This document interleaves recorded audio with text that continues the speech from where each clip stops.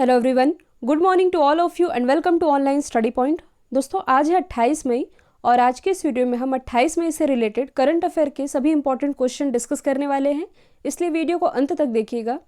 और यदि आप लोगों को इस वीडियो की पीडीएफ चाहिए तो आप हमारे टेलीग्राम चैनल को भी ज्वाइन कर सकते हैं, जिसकी लिंक डिस्क्रिप्शन बॉक्स में दी हुई है। और यदि आप चैनल पर नए हैं तो चैनल को सब्सक्राइब कर लीजिए, साथ ही बेल आइकन दबाना बिल्कुल मत भूलिएगा, ताकि आप लोगों को हमारे किसी भी नए वीडियो की नोटिफिकेशन सबसे पहले मिल सके। तो चलिए स्टार्ट करते हैं हमारा पहला क्वेश्चन। हाल ही में नाइजर में भारत के नए राजदूत के रूप में किसे नियुक्त किया गया है? तो मैंने आप लोग बताया है कि कॉमनवेल्थ कंट्रीज़ यानी कि राष्ट्रमंडल देशों में नियुक्त होते हैं उच्चायुक्त यानी कि हाई कमीशन, और जो नॉन कॉमनवेल्थ कंट्रीज़ होती है यहाँ पर नियुक्ति होती है एम्बेसडर की यानी कि राजदूतों की। तो अभी हाल ही में नाइजर में भारत के नए राजदूत के रूप में नियुक्त कर दिया गया है पीके नायर को। और जो पीके नायर है यानी कि प्रेम कुमार नायर, ये वर्तमान में हम्बनटोटा में भारत के दूत हैं, लेकिन ये जल्द ही नाइजर में भारत के नेक्स्ट एम्बेसडर के रूप में कार्यभार संभालेंगे। और ये किनका स्थान लेंगे? तो ये रिप्लेस करेंगे राजेश अग्रवाल को। यदि हम अदर ऑप्शन को डिस्कस करें जो कि एम्बेसडर से ही रिलेटेड है, तो हाल ही में जो तरनजीत सिंह सिंधु हैं ये बनाए गए हैं यूएसए में इंडिया के नेक्स्ट एम्बेसडर। विनय मोहन क्वात्रा ये भी हाल ही में नेपाल में इंडिया के नेक्स्ट एम्बेसडर अपॉइंट हुए हैं। जबकि पवन कपूर, तो इनकी नियुक्ति भी हाल ही में यूएई में इंडिया के नेक्स्ट एम्बेसडर के रूप में की गई है। यहाँ से इंपॉर्टेंट है नाइजर।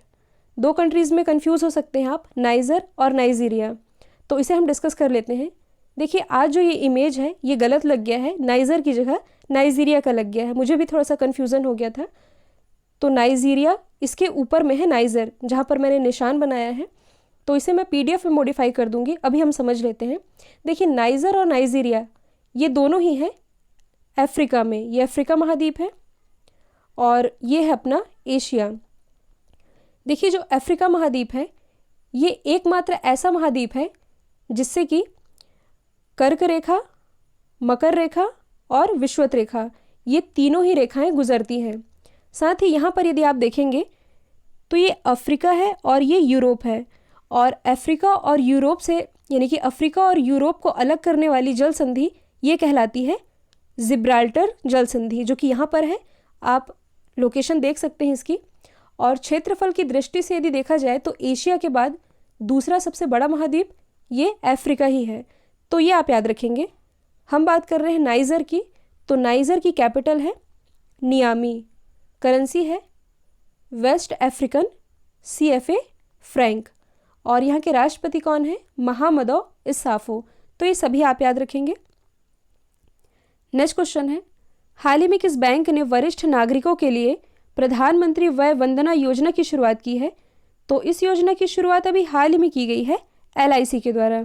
तो देखिए, हाल ही में LIC ने सीनियर सिटीजन यानी कि वरिष्ठ नागरिकों के लिए सामाजिक सुरक्षा प्रदान करने के उद्देश्य से इस योजना की शुरुआत की है। और ये जो स्कीम है ये 26 मई 2020 से 31 मार्च 2023 तक के लिए यानी कि 3 साल के लिए रहने वाली है, जिसकी शुरुआत अब कर दी है LIC ने। यदि हम बात करें LIC की यानी कि लाइफ इंश्योरेंस कॉरपोरेशन लिमिटेड, इसकी स्थापना हुई थी 1 सितंबर 1956 में। हेडक्वार्टर स्थित है मुंबई, महाराष्ट्र में। प्रेजेंट टाइम में इसके अध्यक्ष कौन है? तो ये हैं MR कुमार। और अभी तक यदि आप लोगों ने ऑनलाइन स्टडी पॉइंट के GK ब्रह्मास्त्र PDF को परचेस नहीं किया है तो लिंक अभी भी ओपन है, और इस PDF में हिस्ट्री, पॉलिटी, जियोग्राफी, इकोनॉमी और करंट अफेयर के सारे टॉपिक कवर कराए गए हैं, जो कि आपके आगामी एग्जाम के पॉइंट ऑफ व्यू से इम्पॉर्टेंट है। नेक्स्ट क्वेश्चन है, हाल ही में सेना कमांडरों का सम्मेलन ये कहाँ शुरू हुआ है? तो इसकी शुरुआत अभी हाल ही में की गई है नई दिल्ली में। तो देखिए, इस सम्मेलन में तीनों सेनाओं के जो कमांडर हैं ये सम्मिलित हुए थे, और इसका आयोजन 27 मई से लेकर के 29 मई तक किया जा रहा है नई दिल्ली में। और ये जो कमांडरों का सम्मेलन है इसका आयोजन 1 साल में 2 बार किया जाता है। और एक और चीज़ आप याद रख सकते हैं, ये जो सम्मेलन है ये कुल 2 स्टेज में कंप्लीट होगा। जैसा कि अभी जो फर्स्ट स्टेज चल रहा है ये चलेगा 27 मई से लेकर 29 मई तक। इसका जो सेकेंड स्टेज होगा ये आयोजित किया जाएगा जून के लास्ट वीक में, तो ये भी आप याद रखेंगे। यदि हम बात करें दिल्ली की, तो ये किस नदी के किनारे बसा हुआ है? ये बसा हुआ है यमुना नदी के किनारे। मुख्यमंत्री कौन है? अरविंद केजरीवाल, जिन्होंने अपने ही नाम का यानी कि एके नाम का एक मोबाइल एप्लीकेशन भी लॉन्च किया था। लेफ्टिनेंट गवर्नर ये हैं अनिल बैजल। कोरोना वायरस के कारण अभी हाल ही में दिल्ली के ही द्वारा ऑपरेशन शील्ड की शुरुआत की गई थी। ऑपरेशन शील्ड और 5T प्लान ये दोनों ही रिलेटेड है दिल्ली से। आप इमेज में देख सकते हैं, ये है दिल्ली की लोकेशन और ये किस किस स्टेट के साथ बॉर्डर शेयर करता है ये भी आप देख सकते हैं। नेक्स्ट क्वेश्चन है, हाल ही में किस राज्य की खुडोल पहल को दुनिया के टॉप 10 पहलों में शामिल किया गया है?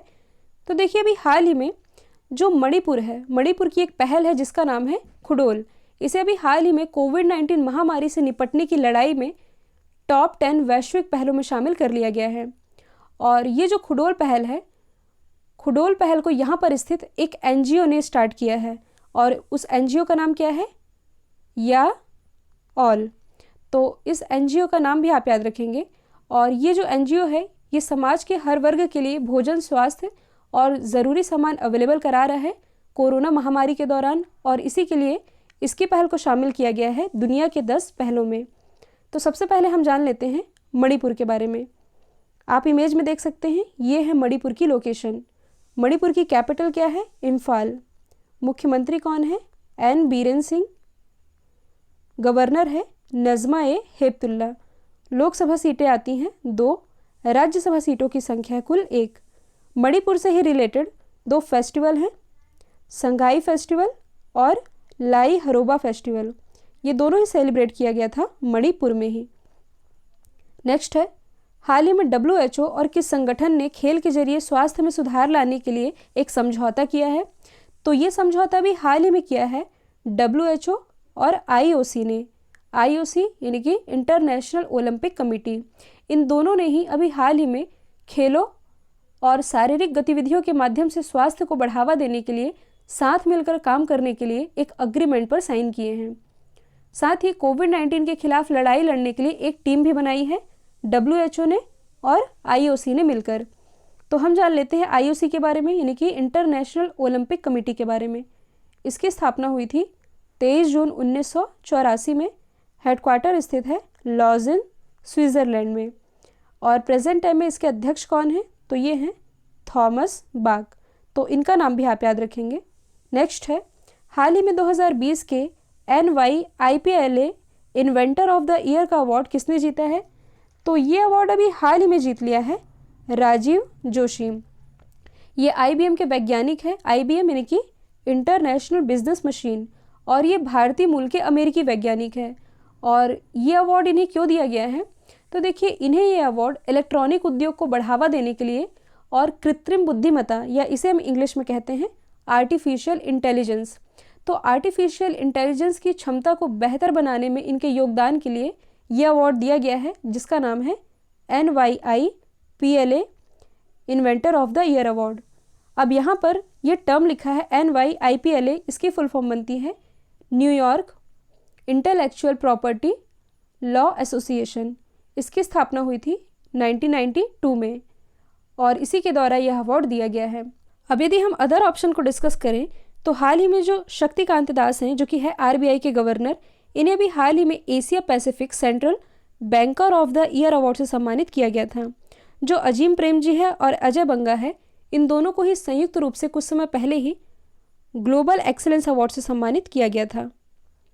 नेक्स्ट है, हाल ही में United nation military gender advocate of the year award से किसे सम्मानित किया जाएगा? तो ये सम्मानित की जाएंगी मेजर सुमन गवानी।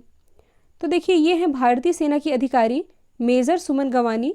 इन्हें United nation military gender advocate of the year award से सम्मानित किया जाएगा और ये ऐसा पहला मौका होगा जब किसी भारतीय शांति दूत को इस पुरस्कार से सम्मानित किया जाएगा। तो इनका नाम आप याद रखेंगे। अब देखिए, यहाँ पर हम यूनाइटेड नेशन की बात कर ही रहे हैं, तो इसी यूनाइटेड नेशन ने कुछ समय पहले ही भारत के जो प्राइम मिनिस्टर हैं नरेंद्र मोदी और जो फ्रांस के प्रेसिडेंट हैं इमैनुअल मैक्रोन, इन दोनों को ही संयुक्त रूप से champion of the earth award से सम्मानित किया था। और क्यों सम्मानित किया था?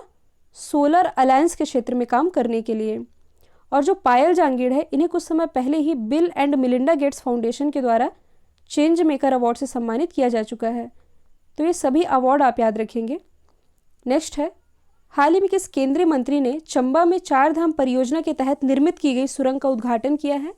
तो इस टनल का उद्घाटन अभी हाल ही में किया है नितिन गडकरी जी ने। यहाँ पर ये जो लिखा है चंबा, ये कहाँ है? ये है हिमाचल प्रदेश में, और यहीं पर चार धाम परियोजना के तहत 440 मीटर लंबी सुरंग का उद्घाटन किया गया है। और इस सुरंग से चार धाम राजमार्ग यानी कि NH-94, इसके ऋषिकेश और धराऊ वाला जो रास्ता है, इसमें यात्रियों को जो सफ़र करने में अधिक समय लगता था उसमें कमी आएगी। और इस सुरंग का निर्माण किसके द्वारा किया गया है? BRO के द्वारा, यानी कि बॉर्डर रोड ऑर्गेनाइजेशन, या इसे हम हिंदी में कहते हैं सीमा सड़क संगठन के द्वारा। इसकी स्थापना हुई थी 1960 में। हेडक्वार्टर स्थित है नई दिल्ली में। हम बात कर रहे हैं नितिन गडकरी जी की। तो ये प्रेजेंट टाइम में हमारे MSME मिनिस्टर हैं, यानी कि माइक्रो स्मॉल मीडियम इंटरप्राइजेज। इसका प्रभार है नितिन गडकरी जी के ही पास, और इनकी कॉन्स्टिट्यूंसी क्या है?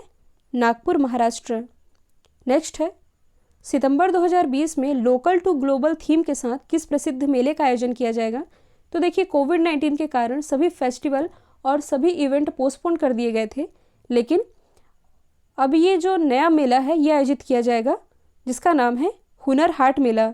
कब किया जाएगा? सितंबर 2020 में, जिसकी थीम है लोकल टू ग्लोबल। और देखिए, ये जो मेला है ये अल्पसंख्यक कार्य मंत्रालय का प्रमुख कार्यक्रम है, जिसमें कि देश के विभिन्न हिस्सों के दस्तकार और शिल्पकार भाग लेते हैं, और इस मेले में इस तरह की एक प्रदर्शनी का आयोजन किया जाता है। अब यदि हम बात करें अल्पसंख्यक मामलों के मंत्री कौन हैं, तो ये हैं मुख्तार अब्बास नकवी।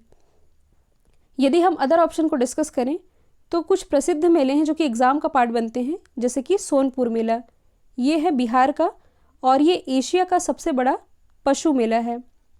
सूरजकुंड मेला, देखिए सूरजकुंड मेला ये इंटरनेशनल लेवल पर मनाया जाता है, और ये मनाया जाता है हरियाणा के फरीदाबाद में।